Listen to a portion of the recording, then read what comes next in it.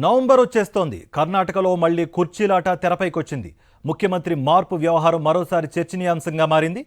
5 ఏళ్లు నేనే సీఎం అని సిద్ధరామయ్య గంటాపదంగా చెబుతుంటే డీకేకు ఛాన్స్ ఇవ్వాల్సిందేనని ఆయన వర్గం గళం వినిపిస్తోంది. మరి హైకమాండ్ మనసులో ఏముంది?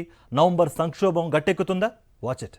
దినదిన గండం నూరేళ్ల ఆయుష్ అన్నట్టుగా ఉంది కర్ణాటక ముఖ్యమంత్రి సిద్ధరామయ్య పరిస్థితి. సీఎం పీఠం ఎక్కినప్పటి నుంచి ఎన్నాళ్లుంటారనే ప్రశ్న ఎదురవుతోంది.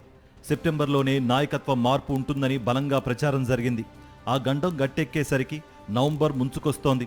తన రాజకీయ గురువు డీకే శివకుమార్ను ముఖ్యమంత్రిగా చూడాలని కోరుకుంటున్నట్లు కుణిగల్ ఎమ్మెల్యే రంగనాథ్ సహా పలువురు నేతలు డిమాండ్ చేయడం కన్నడ నాట హాట్ టాపిక్గా మారింది.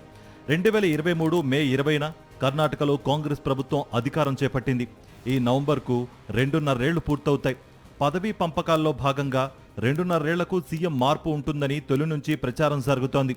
ఈ నేపథ్యంలోనే కుర్చీలాట వ్యవహారం మళ్లీ తెరపైకొచ్చింది. గడిచిన వారం రోజుల్లో మంత్రులు జమీర్ అహ్మద్, డాక్టర్ జి పరమేశ్వర్, మహదేవప్పతో పాటు ఎమ్మెల్యేలు రంగనాథ్, బాలకృష్ణ మంత్రివర్గ విస్తరణ, నాయకత్వ మార్పు గురించి పదే పదే ప్రకటనలు చేస్తూ ఉండడం హీట్ రాజేస్తోంది.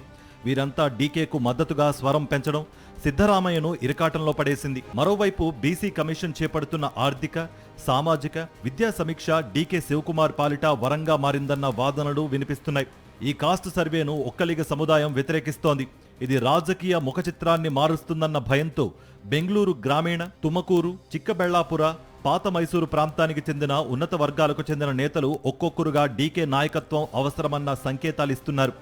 కాస్ట్ సర్వే నివేదిక రాకముందే కర్ణాటకలో ముఖ్యమంత్రి మార్పు జరిగి ఒక్కలిగ నాయకత్వం ఏర్పాటు చేయాలని ఆ వర్గం ఎమ్మెల్యేలు యత్నిస్తున్నారు.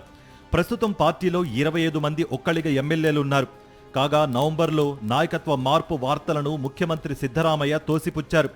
వచ్చే 2.5 ఏళ్ల పాటు తానే సీఎంగా కొనసాగుతానని ప్రకటించారు.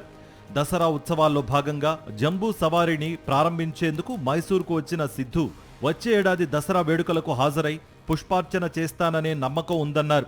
అయితే పార్టీ అధిష్టానం ఏది నిర్ణయిస్తే దానికి కట్టుబడి ఉండాల్సిందేనని సిద్ధరామయ్య పేర్కొన్నారు. అటు డీకే శివకుమార్ కూడా ఈ విషయంలో హైకమాండ్దే తుది నిర్ణయమని మరోసారి స్పష్టం చేశారు. సీఎం మార్పుపై ప్రకటనలు చేస్తున్న ఎమ్మెల్యేలకు నోటీసులు ఇస్తామని వార్నింగ్ ఇచ్చారు. మరి కాంగ్రెస్ అధిష్టానం దీనిపై ఎలా స్పందిస్తుందో వేచి చూడాలి.